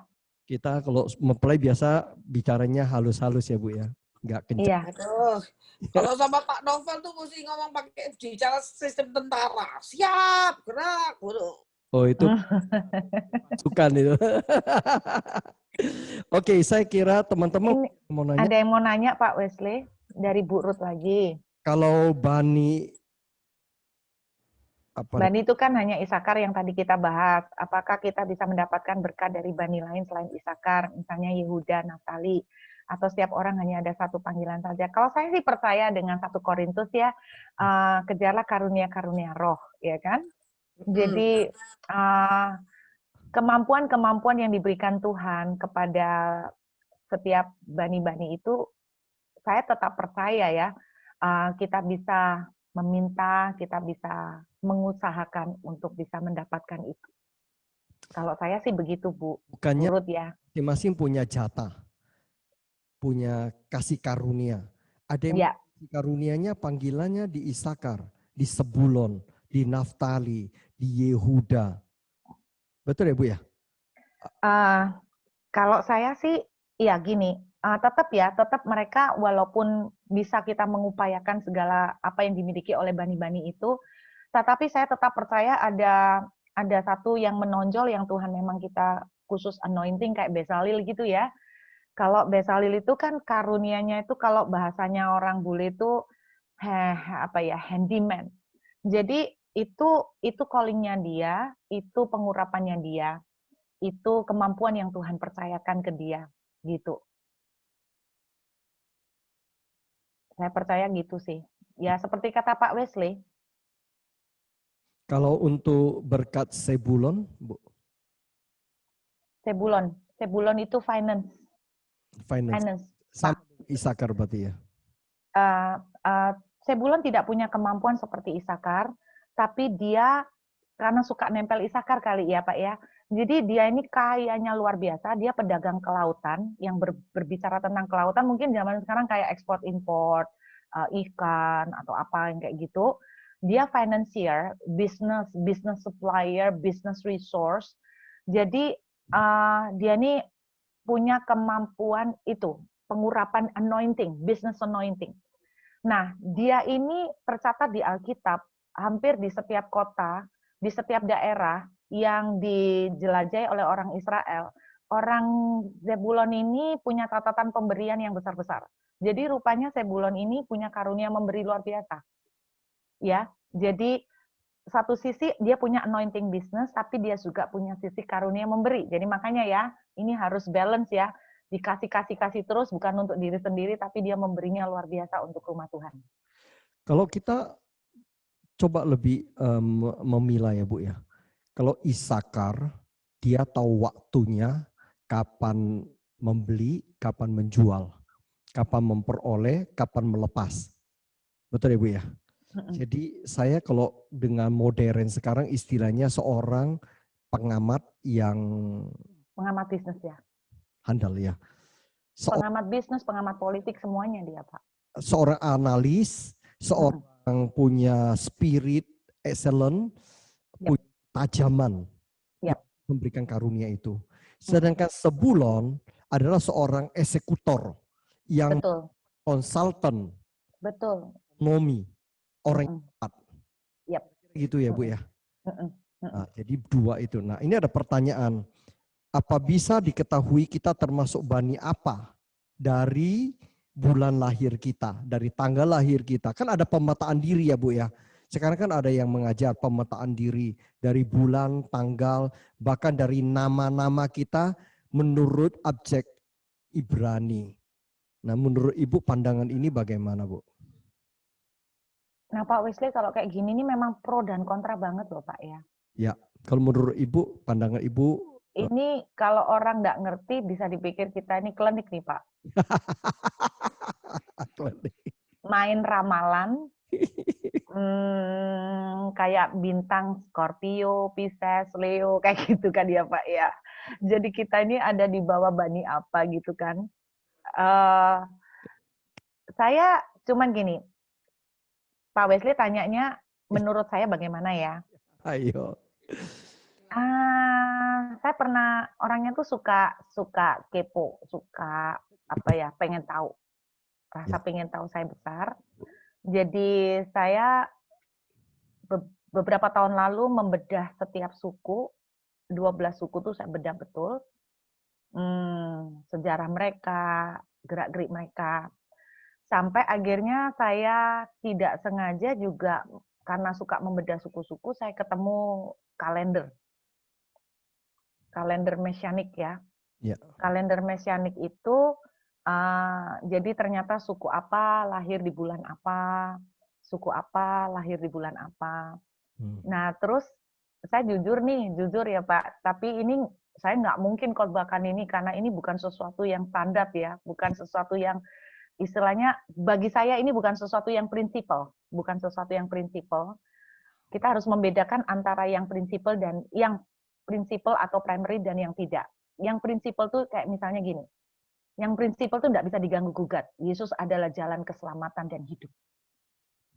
Tidak ada jalan lain untuk diselamatkan kecuali melalui nama Yesus. Amin ya Pak. Amin, amin. Itu nggak bisa diperdebatkan. Tapi kalau yang soal gini, Bu, saya nggak bisa bahasa roh. Ini apakah saya sudah ada Roh Kudus? Saya gini-gini, ini memperdebatkan boleh pakai nama, harus pakai nama Yahweh atau gimana. Kalau saya, sorry secara pribadi, buat saya itu bukan sesuatu yang prinsipal. Kalau yang prinsipal, Yesus jalan kebenaran dan hidup. Amin. Nah, sama seperti kayak cerita tentang kita bisa tahu enggak bani apa bulan lahir kita. Saya pernah iseng-iseng Bu Feni. Bu Feni saya pernah iseng-iseng waktu lihat kalender. Loh, kok bulan lahir saya ternyata sama dengan Bani Simeon ya. Saya bulan lahir saya kok sama dengan Bani Simeon ya. Nah, lucunya gini Pak, waktu saya iseng-iseng gitu, saya kaget. Kagetnya gini, loh kok karakterku sama dengan Bani Simeon ya? Gitu loh. Nah, itu kaget Pak, kaget. Jadi kaget saya, loh kok sama ya karakter saya sama Bani Simeon? Loh, Bani Simeon ini tukang ngamuk nih. Oh sama, nggak bisa nahan emosi. Kalau udah emosi kudu langsung aja disikat, nggak bisa nunggu besok kek, ditenangkan dulu. Itu kelemahan Bani Simeon kan. Jadi akhirnya gara-gara itu dia kehilangan blessing gitu kan. Jadi saya kaget, loh kok sama gitu loh. Tapi kan kesamaan itu bukan berarti langsung membuat saya membuat satu paket pengajaran bahwa saudara lihat tanggal lahir bulan saudara masuk bani apa gitu. Saya nggak berani untuk menjadikan itu sebuah pengajaran.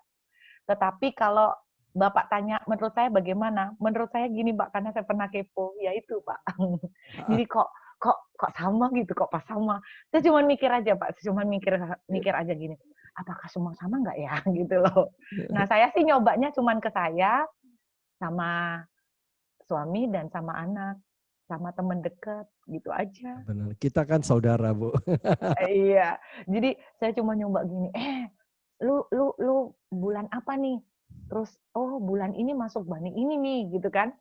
Ya iseng-iseng nyoba kayak dibuat mainan juga ya Pak ya. Tapi lucu juga kita waktu belajar itu jadi semakin ngerti 12 suku dan wih kok sama ya sifatnya kok pas sama ya. Wih bener nih. Tapi sebetulnya poinnya bukan itu yang paling penting. Poin itu yang paling penting adalah gini. Kita tahu kelemahan-kelemahan suku-suku dan kegagalan mereka di masa lalu yang kita jangan ikutin dan kita bisa menjadi peringatan buat kita. Nah, itu penting, Bu. Nah, itu yang paling penting, bukan soal kita ini masuk suku apa gitu. Kalau saya, Pak. Jadi, apakah nanti kita nanti di surga kumpul sama Bani Simon, kumpul sama Bani Isakar gitu. Kok saya kalau itu harus penelitian lebih lagi ya Pak Wesley. Saya belum sampai ketemu Tuhan Yesus di atas sih.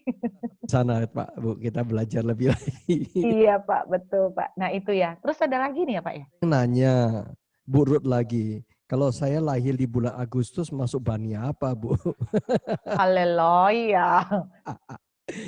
Tapi ini bulan kan harusnya dicocokkan dengan bulan kalender Ibrani atau Yahudi ya. Betul Pak, jadi kayak distrik apa. Cuman kan kebetulan ada kalender itu ya, kalender Ibrani itu dia dikontekskan, dikaitkan sama kalendernya Masehi Pak. Iya, Nah makanya itu yang saya pakai buat mainan itu Pak, buat seneng-senengan. Dan Bu, Ibu pelajarin dengan respon level rohani yang agak khusus lah. Jadi agak bilang melebihi orang enggak. Ibu ingin tahu, saya kira baik Bu.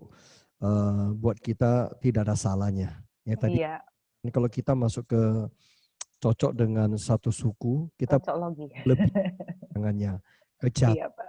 Ya, oke Bu, satu lagi mau nanya Bu, mungkin keluar dari materi. Ibu bisa lihat ya dari Bu Ruth juga. Iya.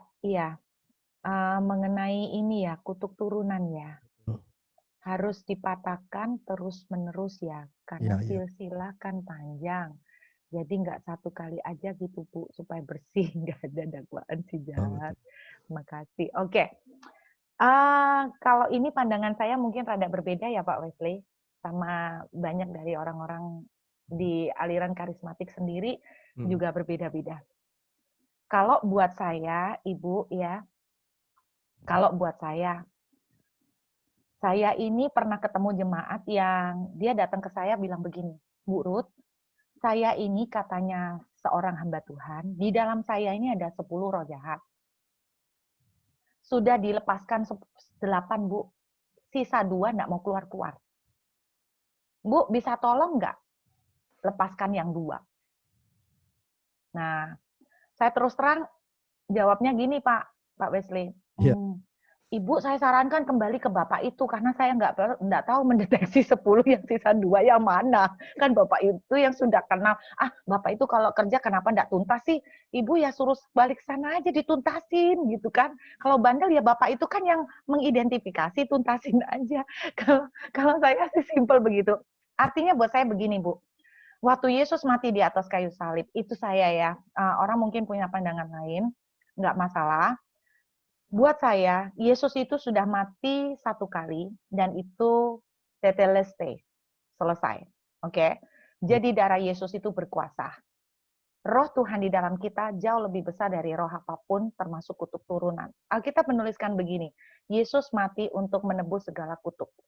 Kalau menurut saya, ketika kita sudah mengerti ini, kita terima Yesus, kita mengerti ini. Menurut saya katakan begini, segala kutuk turunan dari nenek moyang saya, ya saya nggak mungkin tahu Bu. Yang mungkin tahu orang Cina yang kolot, yang asli, yang lama tuh ya, mereka masih punya family tree ya. Mereka punya silsilah komplit. Saya nggak tahu. Itu pun silsilah komplit juga belum tahu. Ini misalnya cuy, apa gitu ya. Terus siapa orangnya ini, karakternya apa, dulu punya dosa apa, kan kita nggak tahu semua. Kalau saya percaya satu kali selesai. Kalau saya, Bu. Karena saya percaya darah Yesus itu tetelestai. Dan kedua, roh yang di dalam kamu lebih besar dari segala apapun. Jadi saya katakan kutuk keturunan dari nenek moyang saya, yang saya ketahui maupun yang saya tidak ketahui, Tuhan Engkau Allah yang Maha Tahu. Dan oleh darahmu, Engkau mengatakan di dalam Efesus pasal 1, Engkau telah meletakkan segala sesuatu di bawah kaki Yesus. Segala kutuk telah kau letakkan di bawah kakimu. Dan kami katakan, semua kutuk turunan dari nenek moyang generasi ke sejuta sekalipun Tuhan, aku patahkan di dalam nama Tuhan Yesus. Kalau itu iman saya, Ibu Ruth. Gitu ya, Bu ya. Kalau Ibu Kalau dakwaan si jahat itu memang kerjanya setan, Bu. Jadi Anda jangan dengerin. Lu masih punya 2, lu masih punya. Itu kerjaannya setan. Dia mendakwa Ibu. Dia selalu akan berusaha mengintimidasi. Dia akan selalu berusaha untuk menipu. Bukankah Alkitab menuliskan dia adalah bapak pendusta? Mm-mm. Jadi ketika kita percaya dengan dustaannya dia, sama seperti ketika Hawa percaya dengan dustaannya ular. Hawa kena udah. Ular itu bohong. Hawa terkena. Udah deh. Kalau Ibu mempercayai dustanya dia menang, Bu. Jadi jangan percayain, Bu. Jadi katakan tutup mulutmu. Tutup mulutmu, iblis. Katakan Efesus 1. Katakan 1 Petrus. Tuhan sudah mengalahkan semua kutuk. Sudah selesai. Tetelestai. Itu tetelestai artinya bukan sudah selesai waktu itu aja. Selesai, tuntas, tidak ada buntutnya lagi. Itu buat saya. Ya, Itu ya Bu Ruth. itu iman ya. Ya. Jadi segala sesuatu tanpa iman itu sia-sia. Kita Betul Pak. Kalau imannya masih ada sisa 2 ya jadilah seperti itu Pak. Sisa 2 beneran Pak. Tapi jawaban Ibu itu sangat bijak, Bu. Jawaban Ibu bijak sekali. Kembali ke hamba Tuhan yang melepaskan itu. Masih sisa 2.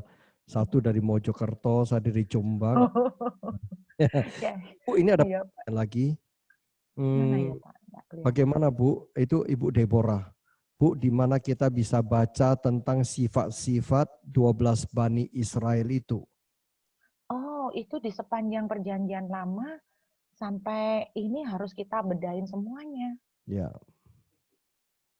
Mulai dari munculnya ini di kejadian waktu Lea mulai melahirkan Ruben dan sebagainya. Saya trace mulai semua ayat itu, Bu. Jadi saya kumpulkan semua ayat mengenai Ruben, saya kumpulkan semua story mengenai Simeon. Nah, dari situ saya trace semuanya, semua ayat, Bu. Gitu ya. ya oke. Terus terakhir Bu, dari Pak Akuang, ya, Akuang Tan.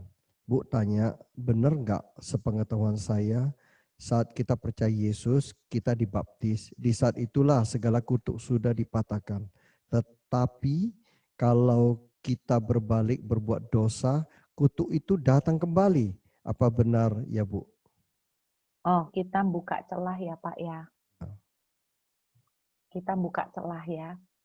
Saya percaya begini, kutuk yang sudah, kutuk yang sudah dipatahkan sudah selesai ya Pak. Tetapi ketika kita melakukan dosa, kita sedang membuka celah bahasanya. Maka iblis akan masuk lewat cara apapun. Jadi iblis akan masuk, dia akan misalnya blok berkatnya kita, dia akan blok kesehatan kita. Kemudian lalu gara-gara kesehatan misalnya kita nih sakit nih, atau kita misalnya nih, kok gue berkatnya apes melulu ya, kok nggak ada blessing gitu ya. Terus kita mulai mengkaitkan itu dengan kutuk. Sebetulnya kutuk yang sudah dihapuskan nggak balik Pak, tapi waktu kita melakukan kesalahan, maka iblis menjadikan kita mainannya dia. Menjadikan, contohnya gini, paling contoh jelas gini, kepahitan. Nggak usah jauh-jauh deh, kepahitan paling gampang. Jadi, misalnya di keluarga saya ada kutuk mati muda ya. Terus kemudian saya terima Yesus, dikatakan sudah selesai. Lalu dalam perjalanan saya kepahitan banget, saya nggak bisa ngampunin. Lalu kemudian setelah nggak bisa ngampunin, saya kok ngalamin banyak masalah ya, banyak kecelakaan, misalnya gitu, kok apes melulu gitu loh. Nah, lalu kita mulai berpikir bahwa, oh kutuk itu balik. Sebetulnya bukan kutuk itu yang balik, Pak. Tapi ketika seseorang itu pahit, kita itu sudah masuk di bawah kuasanya dia. Saya tuh baru ngerti tentang kepahitan, itu gini Pak. Saya pernah kepahitan nih ya, waktu saya kepahitan, saya kebetulan dikasih Tuhan kemampuan juga untuk bisa melihat setan. Ya, satu kali saya kepahitan, kemudian saya nggak kerasa, saya merasa oh Tuhan ini nggak masalah, cuma jengkel-jengkel aja. Tapi sebenarnya itu udah jadi kepahitan. Nah, anjing di rumah tetangga saya sering datang ke rumah saya. Itu tiba-tiba beberapa hari waktu datang ke rumah saya itu menggonggong, menghadap ke arah depan pintu. Padahal di depan pintu tidak ada kucing, tidak ada apa-apa, tidak ada sesuatu. Tapi dia menggonggong seperti kayak ada sesuatu yang tidak kelihatan. Dan tiba-tiba anak saya ngomong begini, "Mah, apa dia ini bisa ngeliat sesuatu ya, Mah, yang nggak bisa kita lihat?" Saya mulai dek gitu. Terus saya kemudian mulai berdoa. Saya mulai tanya, "Tuhan, apakah anjing ini memang melihat sesuatu kah? Kata orang anjing itu bisa melihat sesuatu yang nggak bisa kita lihat. Apakah anjing ini memang melihat sesuatu?" Nah, ternyata saya tuh melihat, saya ngomong, "Tuhan, kalau memang anjing ini melihat sesuatu, please izinkan saya untuk melihat apa yang dilihat anjing ini." Saya mulai melihat, saya kaget ada satu roh, yang itu roh kepahitan. Nah, Bapak Ibu kalau mau tahu salah satu bentuk roh kepahitan, saudara pernah lihat ini enggak? Film yang dimainkan oleh Nicolas Cage, Ghost Rider. Ghost Rider. Jadi itu kayak tengkorak yang berapi tuh. Nah, terus dia pakai kerudung hitam. Nah, kebetulan waktu itu roh yang saya lihat itu seperti itu. Terus saya kaget. Nah, kayak gini kan memang nggak ada manualnya ya, nggak ada handbooknya. Terus saya bilang begini, "Tuhan, kenapa setan ini, berarti setan ini ya yang beberapa hari digonggongin sama si anjing ini." Tuhan bilang, "Iya." Tuhan bilang begini, "Dia ngikutin kamu, Nak. Jangan sampai dia tinggal di dalam kamu." Saya ngomong, "Tuhan, kenapa dia ngikutin saya?" Tuhan bilang, "Kamu sih nggak sadar ya?" Saya langsung tahu, Bapak Ibu, saya menyimpan kepahitan. Nah, itu yang saya maksud dengan ini contoh paling jelas ya, membuka celah sehingga dia bisa lakukan apapun untuk sentuh hidup kita. Ya, artinya bukan kutuk keturunan datang lagi kan? Bukan Pak Muslim. Ya. Ngeri ya Bu ya, roh kepahitan yang Tuhan tujukan ke Ibu ya. Ngeri Pak, makanya roh kepahitan itu kan digambarkan tengkorak berapi. Tengkorak berapi itu kan penuh dengan amarah. Kenapa tengkorak? Itu kematian, Pak. Jadi kepahitan itu akan selalu, roh kepahitan selalu diikuti dengan roh kematian. Ya. Ingat cerita Korah, Datan, dan Abiram. Mereka kepahitan dengan Musa. Kematian mengikuti mereka. Kematian rohani, kematian berkat, kematian banyak hal. Ya. Makanya paling takut kematian kesehatan. Kenapa banyak orang kena kanker? Ternyata banyak karena kepahitan juga. Benar Bu, benar Bu. Itu mengarah ke kematian karena roh maut ngikut Pak. Ya. Itu bukan kutuk turunan, tapi karena saudara menyimpan kepahitan. Makanya paling serem kepahitan itu serem banget Bapak Ibu. Makanya dulu jangan sampai. Masalahnya kan kita ini sering gampang banget kepahitan ya. Karena siapa sih yang mempan terhadap orang yang nyakitin? Everyday kita bisa ketemu orang yang menjengkelkan dan nyakitin kita. Apalagi serumah gitu. Oh iya, yang paling dekat, yang paling sering menyakitkan kan Pak Wesley. Suami pahit istri, istri pahit suami, pahit iya, tua. Itu hati-hati karena roh kepahitan itu selalu ikut dan roh kepahitan selalu membawa roh maut. Iya. Bu, terakhir aja lah ya, udah malam. Di Australia jam berapa Bu sekarang? Jam 19. Masih pagi Bu ya. Iya. Satu lagi Bu, itu dari Pak Aguang Tan lagi. Ada kelihatan Bu ya. Satu lagi Bu, bagaimana kalau kita masih tinggal serumah dengan orang tua yang sangat percaya dengan feng shui dan lain-lain. Sehingga di dalam rumah ada peraturan tertentu seperti tata letak kamar harus di posisi menurut orang tua. Kita sebagai anak tua bagaimana menyikapi ya Bu. Contoh, Mama bilang kamar kamu itu di sana tidak bagus karena itu kamu banyak mengalami hal-hal yang tidak baik, jatuh terus. Ini bagaimana Bu? Ini tentang Yang pertama yang penting Bapak jangan sampai kemakan dengan omongan itu ya Pak. Jangan sampai yang khawatirnya kan tinggal serumah, diomongin terus lama-lama jadi mempercayain. Terus kemudian benar-benar jatuh, benar kata mamaku, itu gara-gara feng shui-nya salah, naruh ranjang, aku jatuh. Nah itu sangat bahaya sekali karena sama seperti itu cara iblis ya. Kita langsung dimasukin kata-kata terus. P itu ngomong terus. Lu apes lo, lu apes lo, lu apes lo. Orang tadi tidak percaya, kalau diomongin gitu terus lama-lama kemakan. Itu yang bahaya, Pak. Itu yang bahaya. ya, Jadi yang paling penting, Bapak tidak boleh sampai mempercayai kemakan kata-kata itu. Itu yang pertahanan yang harus diutamakan. Makanya banyak nyembah aja, Pak. Kalau Mama ngomong gini, cepetan lari ke dalam hadirat Tuhan. Banyak nyembah. Tapi Bapak nggak bisa melawan orang tua ya Pak Wesley. Kita nggak bisa langsung, tempo hari ada orang yang habis mendengar seminar tentang okultisme Pak. Terus langsung dia nurunin ini Pak, foto mama mertuanya, karena suaminya kan belum kenal Tuhan. Jadi foto mama dari suaminya yang udah meninggal diturunin semua Pak. Suaminya ngamuk, langsung mau dicerai Pak. Ajak perang itu. Itu nggak berhikmat juga. Jadi kita harus perlu ya, butuh waktu untuk memberi pengertian sabar, tapi kita harus ingat, roh di dalam kita itu lebih besar ya Pak, daripada yang di luar.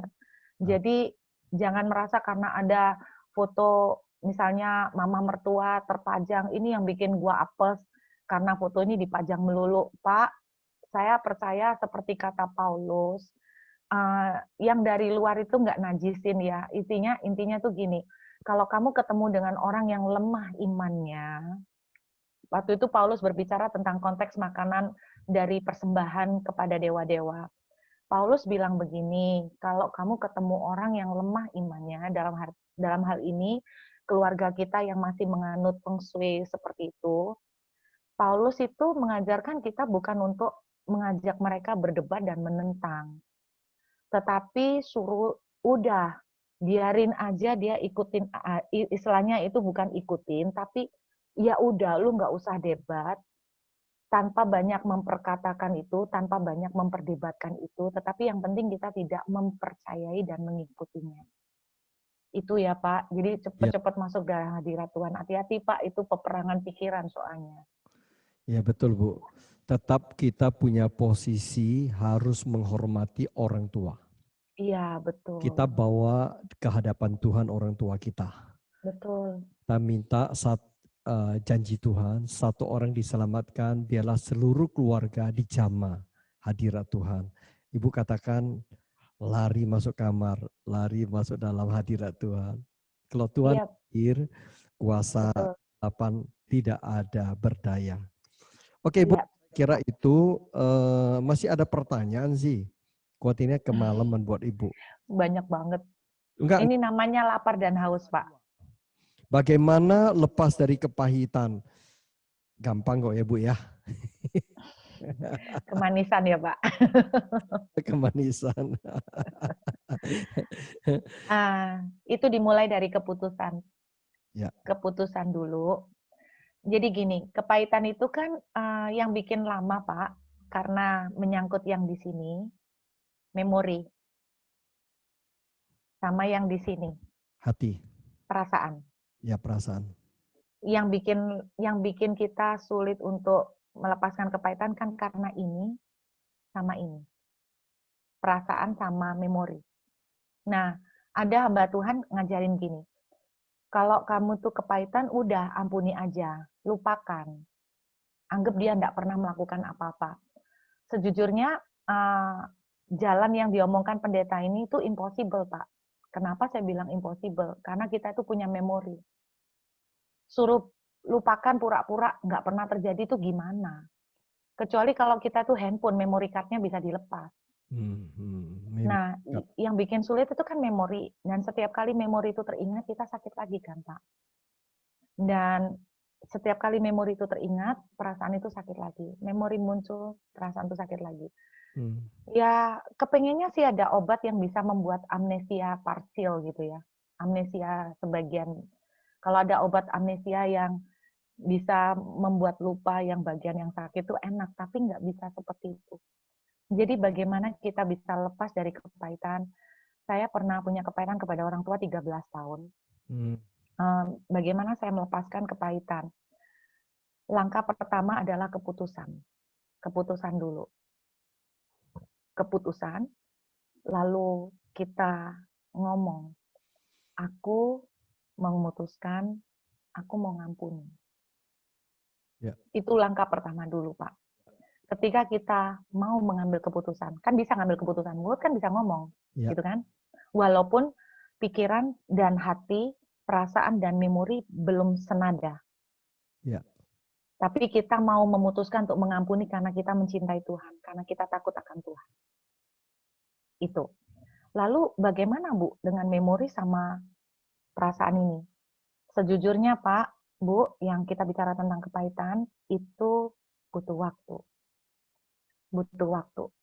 Saya, kalau ketemu orang yang bisa dalam 1 jam benar-benar ngampuni, itu langka. Salah satunya adalah suami saya. Itu hebat banget. Dia dalam 1 jam bisa benar-benar ngampuni. Tapi jumlah orang kayak suami saya berapa banyak? Dan saya bukan tipe kayak suami saya. Saya tipe yang merasa-merasa. Dirasa-rasain, dipikir-pikirin, diingat-ingat. Apalagi perempuan ya. Jadi setiap kali kita ingat lalu sakit, nyatakan lagi, Tuhan, aku mau ngampuni dia. Ingat lagi, sakit lagi, aku mau ngampuni, aku ngampuni si A, aku memberkati si A. Nah, kita melakukan yang paradok, aku memberkati si A, biar dia berhasil, biar dia berkatin. Wah, kalau kita kepahitan kan biasanya biar dia masuk got, biar dia keceblung kali, kan gitu, maunya gitu. Tapi jangan, aku mau memutuskan, aku mau ngampuni dia, Tuhan berkati dia, limpahi berkat terbaik. Itu langkah pertama. Nah, ini memori sama perasaan takes time. Setiap kali ingat, lakukan lagi pengakuan. Setiap kali ingat, lakukan lagi pengakuan. Setiap kali ingat, lakukan lagi pengakuan. Terus seperti itu. Saya umpamakan seperti orang habis jatuh, lalu luka. Biasanya sama suster kan dibersihin tuh langsung pakai kain kapas itu langsung keras ya bersihinnya seret gini, langsung au gitu kan. Nah, itu pertama kali ketika kita mengakui kita, Tuhan, aku sakit banget sama dia, tapi aku mengampuni. Itu sakitnya itu kayak suster yang bersihin lukanya kita pakai kain kapas itu sakitnya minta ampun. Suster tuh kadang enggak pelan-pelan nih saudara, langsung seret gini kan. Ya. Itu sakitnya minta ampun, itu pertama. Tetapi saya mau tanya, apakah pada saat suster setelah membersihkan itu langsung sembuh? Enggak kan? Masih perih kan, Pak? Jadi kita kasih betadine misalnya. Pada waktu dikasih betadine pertama kali masih perih enggak? Masih perih. Tergantung lukanya seberapa dalam. Makin dalam lukanya, makin lama waktunya kan? Tapi dikasih lagi betadine, perih, masih perih. Betadine. Kasih terus. Nah, itu ibaratnya memori perasaan muncul, kasih betadine, Tuhan aku mau ngampuni, aduh sakit, Tuhan aku mau ngampuni. Terus inget lagi, lihat mukanya dia kudu nyakar, aduh Tuhan aku mau ngampuni, aku mau maafkan, kasih betadine lagi. Seperti itu perumpamaan ilustrasinya. Sampai kapan, Bu? Semakin segera, semakin sering kita lakukan itu, semakin kemampuan Tuhan akan diberikan. Nah, sampai akhirnya waktu kita terluka, akhirnya luka itu jadi kering dan kita sembuh dan tidak sakit lagi. Tapi pertanyaannya gini, masih bisa nggak kita bekas lukanya itu masih bisa tersisa? Ada nggak? Bisa kan ya? Ada orang-orang yang habis kecelakaan, bekas lukanya masih tertinggal kan? Kita bisa cerita tentang apa yang terjadi, kenapa sampai kita punya bekas luka itu. Kita bisa cerita, tapi pada waktu kita cerita, bekas luka itu sudah tidak sakit lagi. Ya, Nah, disitulah kita menang dari kepahitan. Saya amin. berdoa jangan 13 tahun, seperti saya Bapak Ibu. Ya, saya ingat Bu Ruth, 2 minggu lalu ada seorang hamba Tuhan dari Dr. Yohanes Sunardi. Dia lagi membagi berkat di ibadah raya tempat kami di PSP. Dia menggambarkan begitu banyak saraf di otak manusia, di tengkorak sampai punggung. Salah satu saraf di kepala ini adalah saraf memori. Oke. Dia katakan ketika seseorang sampai sebuah titik ketepatannya Tuhan untuk melepaskan dan dilepaskan oleh kuasa Tuhan, yaitu kasih Tuhan untuk kepahitan. Tuhan itu mencabut saraf itu, ataupun Tuhan yang membersihkan saraf memori itu. Sehingga bukan kekuatan kita, tapi itulah kuasa kasih Tuhan yang menutupi kesalahan orang lewat saraf memori itu. Dia tunjukkan saraf itu. Ajaib bener itu. Iya, Itu kita memang butuh kemampuan dari Tuhan karena betul. Jadi dari kita dulu secara pribadi tidak kuat. tekad, kemauan. Keputusan kita untuk mau, di situ saya percaya Tuhan akan memberikan Amin. kasih karunia. Oke, Bu, saya kira kita tutup dulu ya, Bu ya. Meskipun Ya, satu baik Pak. lagi buat Ibu udah terlalu malam. Ibu tahan 1 menit aja. Saya berikan pengumuman kita. Iya, enggak apa-apa. Bu Ruth lepaskan berkat buat kita, ya. Jadi satu menit aja. Saudara, minggu depan kita kembali diberkati sebuah pengajaran cukup baik dari evangelis Coach Irin Tejo. Mungkin akan bicara mengenai malaikat Tuhan. Beliau masih gumurkan. Pengajaran beliau ini sangat bagus, ya. Di akhir bulan, Senin minggu terakhir bulan ini kita diberkati kembali oleh Ibu Iin Cipto. Jadi saudara bisa ikut join. Bagi saudara yang belum masuk ke Zoom, masuk ke komunitas Tumbuh Bersama Batra ini, silakan japri ke saya. Oke, ini ada ya bisa japri, kita bisa interaksi. Ya mudah-mudahan bulan depan Bu Ruth bisa datang bersama-sama mengajar kita lagi ya Bu ya. Terus ini saudara yang ingin menjadi saluran berkat, Jadi sebulan ya Pak. bagian sebulon, silakan bisa screenshot. Jadi taburan saudara bawa di hadapan Tuhan, doa dulu, tidak akan sia-sia. Oke, kita naikkan sebuah pujian, thank you Lord. Setelah itu Bu Ruth lepaskan berkat buat kita. Apapun dalam hidup kita, mengucap syukur dengan hati yang bersyukur, selalu bersyukur, senantiasa bersyukur, dalam segala perkara kita bersyukur seperti seorang anak kepada ayah kita. Ya tanpa sebuah permintaan, Tuhan tahu apa yang terbaik buat kehidupan kita. Jadi saya kira itu ya Bu ya, kita naikkan pujian ini. Ayo Lukas. Wah gimana itu. Oke, kita tunggu sejenak. Ini oke, baik. Thank you Lord. Thank you Lord. Mari angkat segenap hati kita. Thank you Lord. I just want to thank you. I just want to thank you Lord. Thank you Lord. Thank you Lord. Mari naikkan ucapan syukur kita. Thank you Lord. Thank you just want to thank you. I just want to thank you. Lord, I just want to thank you. I just want to thank you. I just want to thank you. Lord, I just want to thank you. I just want to thank you. I just want to thank you, Lord. Silakan Bu Ruth, give us the blessing. Bapak, aku memintakan blessing, Yes, Lord. fire and passion Ya, Tapasyataka. untuk mencari Engkau, Tuhan. Yes, Lord. Yes, Lord. Seperti Daud berkata, betapa rindunya aku akan kedirimu. Lebih baik 1 hari di pelataran daripada 1000 hari di rumah orang fasik. Amin. Hamba berdoa memintakan Tuhan, beri hati yang berapi-api dan rindu dengan Kau. Amin.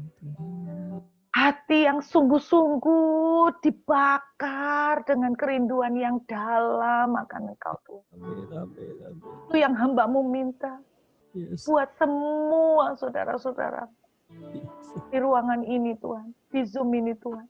Amin, Tuhan. The desire, Ya. the hunger, Yes.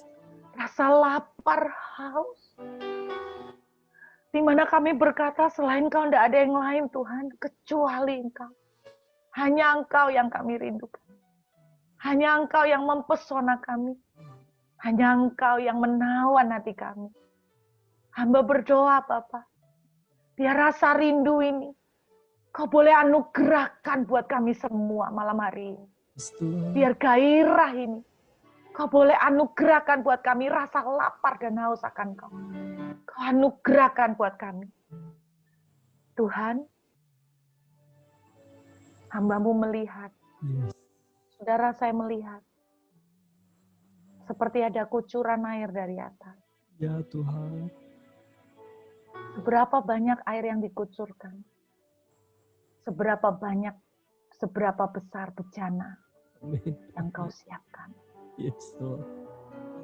Tuhan, sebelum Engkau meminta, Dia sudah lebih rindu untuk berinisiatif, mengalirkan rasa lapar dan haus akan Dia. Dan Engkau akan dipuaskan dan dikenyangkan. Tuhan katakan, jangan takut. Saya melihat tangan Tuhan gandeng, saudara. Amin. Amin. Amin. Amin. Gandeng tangan. Amin. Come my child. Datang nak. Follow my lead. Yes. Ikuti pimpinan. Aku tahu kemana membawamu. Aku akan membawamu ke surgaku Amin. di bumi. Yes. Taman Edenku. Di sana kita akan bercengkrama. Di sana engkau akan menikmati Yes. segala kebaikanku. Amin. Sehingga segala berita yang mengerikan tidak akan menakutkan dan menggoyahkan. Amin. Amin. Amin. Biarlah blessing yang daripadamu Tuhan. Yes. Jadi buat kami semua. The fire and desire of God. In the name of Jesus. Yes. Sekarang mulai muncul di dalam hati masing-masing. Api itu mulai muncul walaupun kecil tapi itu akan membesar, membesar, membesar di dalam nama Yesus. Rasa lapar dan haus akan Tuhan akan membakar, mengkonsum kami semua. Sampai kami tidak tahan Tuhan di dalam hadirat-Mu. Kami selalu rindu, kami selalu addicted, kecanduan akan hadirat-Mu. Biar itu terjadi pada hamba-Hamba-Mu semua malam hari ini di dalam nama Yesus. Terima kasih Bapa. Hamba percaya malam ini akan ada sesuatu yang berubah di kamar mereka. Malam ini akan ada yang berubah di antara mereka. Akan ada perubahan. Ada rasa lapar yang akan dibangkitkan. Terima kasih Bapa. Terima kasih Tuhan Yesus. Hamba mengucap syukur. Kembalikan segala kemuliaan, hormat, hanya Engkau yang layak menerimanya. sampai selama-lamanya. Di dalam nama Tuhan Yesus, haleluya, amin. Amin. Tuhan memberkati semuanya. Buat teman-teman bisa nyapa. Terima kasih Bu Ruth. Iya. Terima kasih, Bu Ruth.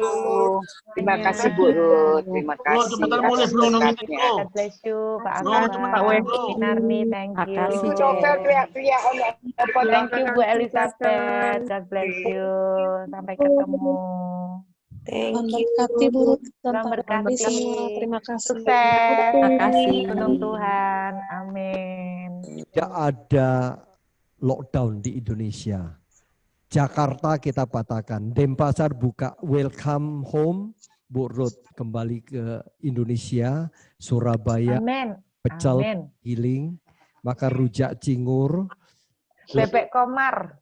Oh bebek iyo. Saya baru beli bebek Bu. Buat Aduh, jangan dimingi-mingi saya, Pak. Pak.